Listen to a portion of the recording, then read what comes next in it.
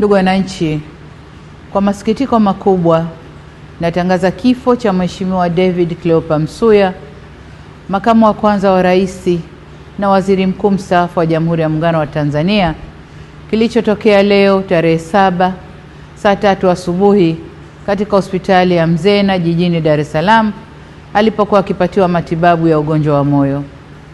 Hayati Cleopa David Msuya ameugua kwa muda mrefu na amekuwa akipatiwa matibabu ndani na nje ya nchi, ikiwemo katika hospitali ya moyo ya Jakaya Kikwete, hospitali ya Mzena na kule jijini London nchini Uingereza. Natoa pole kwa familia, ndugu, jamaa, marafiki na Watanzania wote kwa msiba huo mkubwa kwa taifa.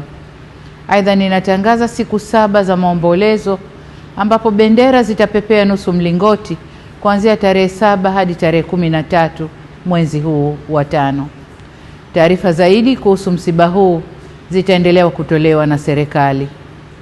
Poleni sana Watanzania.